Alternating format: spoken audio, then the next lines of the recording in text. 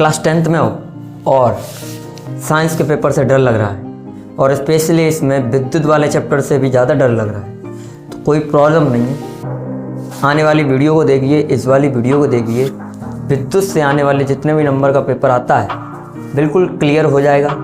विद्युत वाले चैप्टर में आने वाले सभी टॉपिक आपको ऐसे समझ में आएंगे जैसे कि आपने कोई पानी पी लिया है। आप जैसे पानी पीते हैं ना, पानी पीने कितनी सरलता होती है, इसी प्रकार से ये विद्युत वाला चैप्टर पढ़ने में भी बहुत ईजी लगेगा आपको। तो आप लोगों को क्या करना है, आप लोगों को हमारी इस वीडियो को पूरा देखना है और परीक्षा में कैसे लिख कर आना है, परीक्षा कैसे करनी है। 10th क्लास के स्टूडेंट हो, डर लग रहा है सर पहली बार बोर्ड परीक्षा देने जा रहे हैं, तो कोई डरने की बात नहीं है। बोर्ड परीक्षा है, कोई जंग लड़ने नहीं जा रहे हो आप लोग, ठीक है।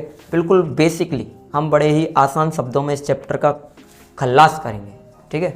और इस चैप्टर का नाम भाई आप सभी जानते हैं, विद्युत इलेक्ट्रिसिटी। 7-8 नंबर का बनता है, न्यूमेरिकल आते हैं और बच्चों को इससे न्यूमेरिकल से बहुत डर लगता है। डरने की कोई बात नहीं है, वीडियो को आप देखते चलते हैं। तो भाई कवर करते हैं मोस्टली टॉपिक विद्युत धारा, विद्युत विभवांतर, ओम का नियम, विद्युत प्रतिरोध, है ना। अगर होता है तो और करते हैं, बाकी अपनी नेक्स्ट वीडियो के थ्रू आप इसको देखना ना भूलें। अगर आप पूरे नंबर लाना चाहते हैं तो हमारी फिजिक्स जो है 10th की फिजिक्स साइंस के अंदर बिल्कुल बेसिक शब्दों में, बेसिक कॉन्सेप्ट के साथ बिल्कुल क्लियर होगी, ठीक है। तो चलते हैं, देरी नहीं करते हैं आप लोगों के साथ। तो भाई विद्युत धारा और विद्युत विभवांतर, ओम का नियम और साथ ही साथ आपका विद्युत प्रतिरोध, इसको जानेंगे। तो चलते हैं, विद्युत धारा को जान लेते हैं। देखो होता क्या है, कोई परपथ है,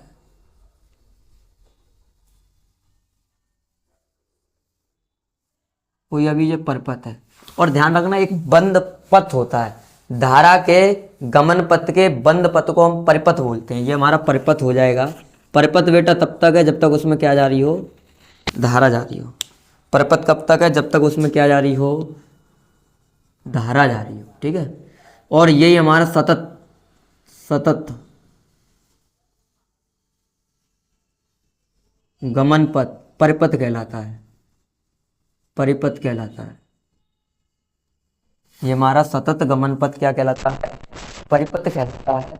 और इसको हम जानते हैं। अब विद्युत धारा क्या होती है, देखिए इसमें जो आवेश हैं वो जितने समय में जाएंगे, इसमें जो आवेशों की संख्या है ना, जितने भी आवेश चार्ज इसमें जाएगा और वो कितने टाइम पीरियड में जाएगा, वही आपका क्या कहलाता है, विद्युत धारा कहलाता है।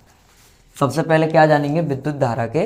अब विद्युत धारा के बारे में जान लेते हैं और देखते चलें बिल्कुल। तो ये क्या है, धारा। धारा है सर परिपथ में आवेश प्रवाह की दर को क्या बोला जाएगा, परिपथ में आवेश प्रवाह की दर को हम विद्युत धारा कहते हैं। परिपथ में आवेश प्रवाह की दर को हम विद्युत धारा कहते हैं। और हम सभी इसको भाई व्यक्त करते हैं, इसका जो प्रतीक होता है वो होता है आई। क्या होता है, आई। यानी कि आवेश की दर, आवेश कितने समय, देखो फॉर्मूले के अकॉर्डिंग चलना, आई बराबर क्यू अपॉन टी, आई बराबर क्यू अपॉन टी। यानी कि अगर हम टी जब भी क्या था अपॉन में आएगा तो इसको दर बोल दो, और ये किसकी दर हो जाएगी, इसको बोलते हैं सर आवेश, ठीक है। और किसके अंदर धारा बहती है, परिपथ के अंदर। तो ठीक है, परिपथ या चालक भी कह सकते हैं। तो चालक में आवेश प्रवाह की दर को हम विद्युत धारा कहते हैं। चालक में हम आवेश प्रवाह की दर को क्या बोलते हैं, हम विद्युत धारा कहते हैं। ये हमारा क्लियर होता है। अब विद्युत धारा का मात्रक की बात करते हैं। विद्युत धारा का मात्रक आप सभी जानते हैं क्या होता है, एम्पियर होता है। विद्युत धारा का मात्रक एम्पियर होता है। इसे हम ऐसे करके ए से भी लिख सकते हैं। इसके अकॉर्डिंग देख लो मात्रक भाई, इसके अकॉर्डिंग, तो इसके अकॉर्डिंग क्या बनेगा, कूलाम बट्टे बोलो सेकंड बनेगा, ठीक है। टिक द करेक्ट बहुत आते हैं साइंस के पेपर में, तो टिक द करेक्ट में इस प्रकार का टॉपिक पूछ सकता है, है ना। एम्पियर को किससे व्यक्त कर सकते हैं, एम्पियर किसका मात्रक होता है, या विद्युत धारा का मात्रक क्या होता है, विद्युत धारा का मात्रक क्या नहीं होता है, ये सब आपको यहाँ पर देखने को मिलेगा। ठीक है, अब चलते हैं विद्युत धारा के बाद विद्युत विभव एवं विभवांतर।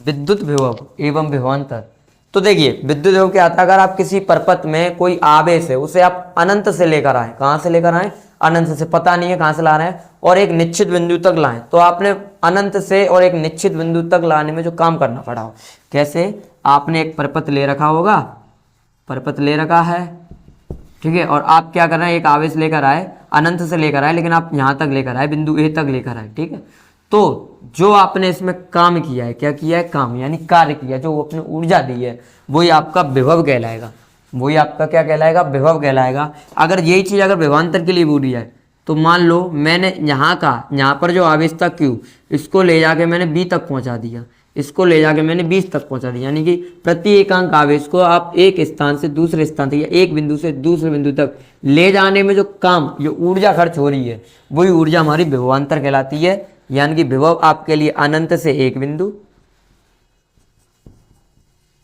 ठीक है, और विभवांतर क्या है, किन्हीं दो बिंदुओं के लिए, किन्हीं दो बिंदुओं के लिए। समझ गए, तो हम इसकी डेफिनेशन के अकॉर्डिंग चलते हैं कैसे इन्हें किया जाएगा। चलिए, तो विभव को जान लेते हैं, एक खत्म, सेकंड पर आते हैं। विभव,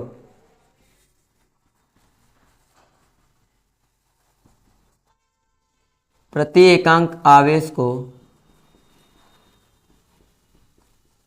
अनंत से लाने में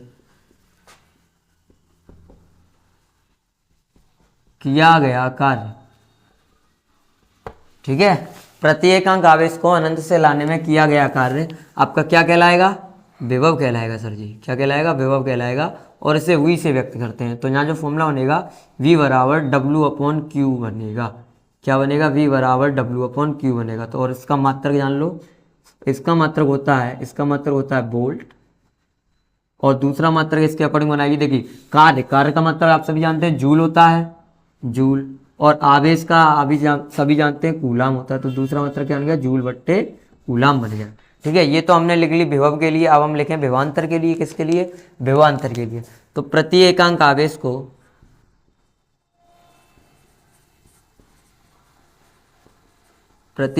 आवेश को आप क्या कर रहे हैं, एक बिंदु से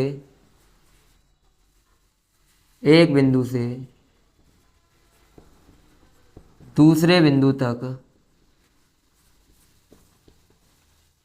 ठीक है, एक बिंदु से दूसरे बिंदु तक लाने में या ले जाने में किया गया कार्य। ठीक है, यही आपका क्या कहलाता है, ये सर आपका कहलाता है विभवांतर कहलाता है। बहुत होशियार हो गए अब तो, लगता है बोर्ड में पूरे नंबर ला के ही मानोगे आप लोग, है ना। तो ये तो आपका विभवांतर कहलाता है, और इसका भी फॉर्मूला सेम बनता है जैसे आपने बनाया, V बराबर W/Q। ठीक है, बस अंतर क्या आ जाएगा, देखो समझो, इधर दो बिंदुओं के बीच है तो VA माइनस VB, यानी कि दो बिंदुओं के बीच में जो विभव का अंतर होता है, दो बिंदुओं के बीच में जो विभव का अंतर होता है उसे ही विभवांतर बोलते हैं। ऐसे ही इसको लिखा गया है कि अगर आप आवेश को एक बिंदु से दूसरे बिंदु तक ले जाएंगे तो जो काम करना पड़ रहा है, यानी इस आवेश को बिंदु A से अगर B तक ले जा रहे हैं तो जो आपको काम करना पड़ रहा है W, वही क्या कहलाता है, विभवांतर कहलाता है। वही क्या कहलाता है, विभवांतर कहलाता है। सर मात्रक बात करें तो जो मात्रक आपने इसके याद कर लिए हैं वही मात्रक आपका इसका होगा। इसका भी मात्रक वोल्ट होता है, दूसरा मात्रक जूल बट्टे कूलाम इसका भी होता है। ठीक है, जूल बट्टे कूलाम इसका भी होता है, वो बन गया है। तो इस प्रकार से आपने विद्युत विभव और विभवांतर किए हैं। अब जल्दी से चलते हैं ओम के नियम की तरफ। ठीक है, क्योंकि हमने ये दोनों इसलिए पढ़ा है क्योंकि ये दोनों ओम के नियम में सहायता प्रदान करेंगे आपको। और सहायता प्रदान मतलब कहीं से भी मिल जाए भाई, हेल्प मिलनी चाहिए। चलिए भाई, अब बात करते हैं ओम के नियम की।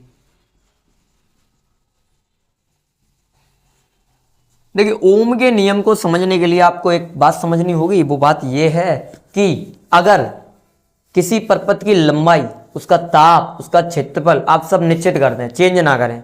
जैसे मान लो पहले आपने तार ले लिया 8 सेंटीमीटर का, अब तुम क्या कहते सर नहीं 10 सेंटीमीटर का अच्छा लग रहा है, नहीं सर 12 का कर लेते हैं ना, छोटे तार से क्या करेंगे। तो अगर आप बार बार तार की लंबाई चेंज करें, सर टेम्परेचर चेंज करें, उसका एरिया चेंज करेंगे, तो ओम का नियम लागू नहीं होगा। ध्यान रखना, तो ओम का नियम लागू नहीं होगा। ओम का नियम तब लगेगा जब ये सब भौतिक राशियां निश्चित हों, यानी कि अगर भौतिक राशियां निश्चित होनी चाहिए, यहाँ लिख दो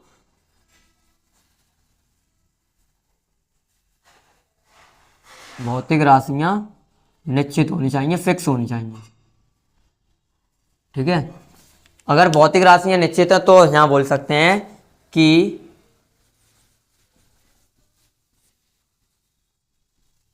किसी परपथ के सिरों पर लगा विभवांतर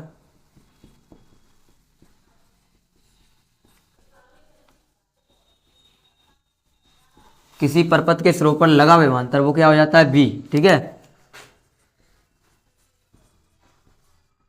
उसमें बहने वाली धारा के धारा क्या होती है, आई, धारा के समानुपाती होता है।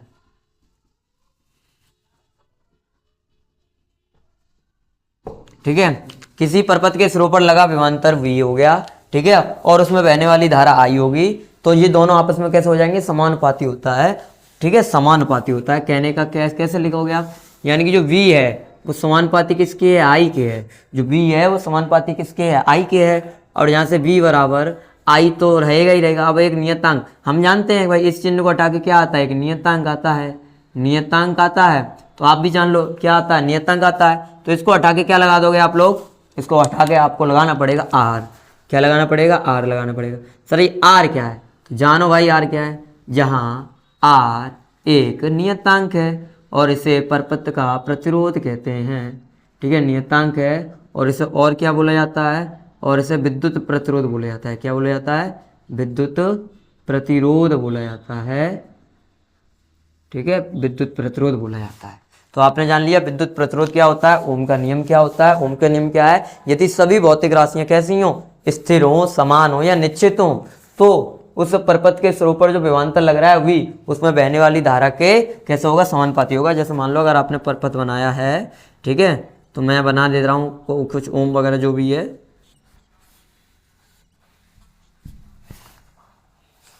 तो यहाँ से धारा निकली आई और ये आपको हो गया वी। ठीक है, यहाँ से धारा निकली आई, तो अगर क्या है, अगर सब कुछ फिक्स है, क्या है भाई, फिक्स है, तो यहाँ पर जो आई की वैल्यू है, अगर आप इसकी वैल्यू बढ़ाएंगे तो वी की वैल्यू बढ़ेगी। अगर यहाँ से वोल्टेज को बढ़ाएंगे तो वोल्टेज, और तो फिर धारा का मान भी बढ़ेगा।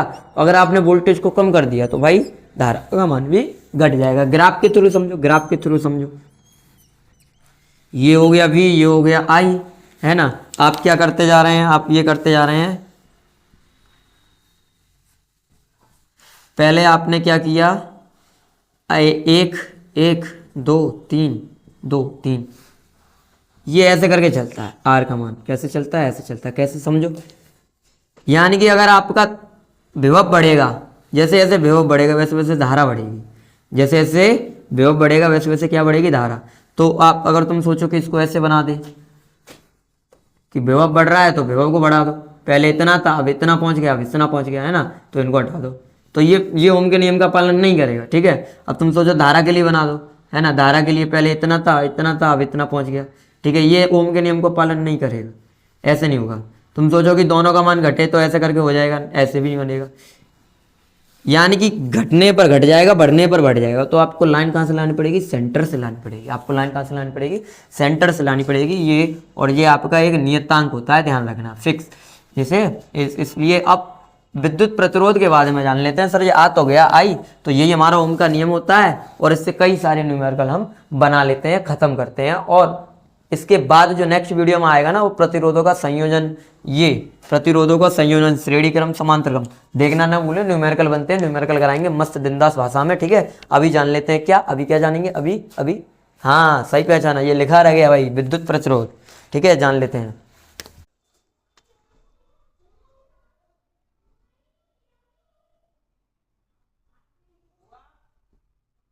विद्युत प्रतिरोध ऐसे समझो, जैसे आप किसी सड़क पर जा रहे हैं, हाँ जा रहे हैं सर, जा रहे हैं। मान लो आप अपनी बाइक पर जा रहे हैं, हाँ सर जा रहे हैं, जा रहे हैं। तो बाइक चलाते टाइम अगर आपके बीच में ब्रेकर आ जाए तो आप क्या करोगे, अपनी बाइक की स्पीड को कम करोगे। सेम होता है यही विद्युत प्रतिरोध और धारा के साथ। अगर धारा के मार्ग में कोई अगर रुकावट आ जाती है तो धारा का मान घटने लगता है, ठीक है। यानी कि धारा का मान घटने का मतलब ये नहीं है कि खत्म, धारा का मान वो जो रुकावट देने वाला है यानी कि प्रतिरोध है वो ले लेता है, रुकावट देने वाला है वो ले लेता है। समझ में आ रहा होगा आपको बिल्कुल, ठीक है। चलते हैं तो फिर समझो क्या कहना चाहता हूं मैं, कि धारा के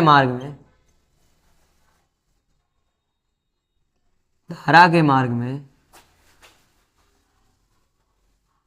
लगाया गया अवरोध, ठीक है, धारा के मार्ग में लगाया गया अवरोध प्रतिरोध कहलाता है। कौन सा प्रतिरोध सर? सर विद्युत प्रतिरोध, ठीक है, प्रतिरोध कहलाता है। सर समझ गए, ठीक है। जैसे मान लो ये इसमें धारा जा रही थी इस तार में, आपने बीच में क्या लगा दिया, ये लगा दिया, ठीक है। ये आपका अवरोध है, यही आपका क्या है, अवरोध हो गया, अवरोध हो गया, ठीक है। जिसी को आप क्या बोल रहे हैं, प्रतिरोध बोल रहे हैं। प्रतिरोध को आप किससे व्यक्त करते हैं सर? आर से व्यक्त करते हैं, ठीक है। मात्रक वगैरह के जान लेते हैं, देखिए प्रतिरोध का जो मात्रक होता है वो होता है ओम। क्या होता है? ओम होता है। अगर आप ओम के नियम से निकालना चाहो यानी कि V बराबर आई आर, यहाँ से R की वैल्यू निकालो तो R बराबर क्या हो जाएगा, V अपॉन आई हो जाएगा। R बराबर क्या हो जाएगा, V अपॉन आई हो जाएगा। अब इसमें B का मात्रक क्या होता है, अभी अभी पढ़कर आ रहे हो, वोल्ट होता है। आई का मात्रक क्या होता है, अभी अभी पढ़कर आ रहे हो, एम्पियर होता है। तो इसका एक और मात्रक क्या बन जाता है, वोल्ट बट्टे एम्पियर बन जाता है, ठीक है। और आप एक परिभाषा और बना सकते हैं, विद्युत प्रतिरोध की, किसी परपथ के सिरों पर लगा विभवांतर वो क्या हो गया, V हो गया, और उसमें बहने वाली धारा क्या होगी, I। इनके अनुपात को क्या, इनके अनुपात को ही आप क्या बोलेंगे, इसके अनुपात को ही आप बोलेंगे सर विद्युत प्रतिरोध हम बोलेंगे। और हमें ये समझ में आ गया है, बिल्कुल अच्छे से आ गया है। आपने क्या जाना, विद्युत प्रतिरोध जाना, धारा के मार्ग में लगाया गया अवरोध विद्युत प्रतिरोध R कहलाता है। और हमेशा कोई सा ही परपथ दे दे उसमें विद्युत प्रतिरोध ऐसे देगा, मान लो 10 ओम लिख के दे दे, 20 ओम लिख के दे दे, 30 ओम लिख के दे दे, 1.5 ओम लिख के दे दे, इसमें धारा आ रही होगी, ऐसे करके हमें न्यूमेरिकल लेंगे। तो आज के लिए सिर्फ इतना ही, और ठीक है आज के लिए इतना ही है, लेकिन नेक्स्ट वीडियो देखना ना भूलें।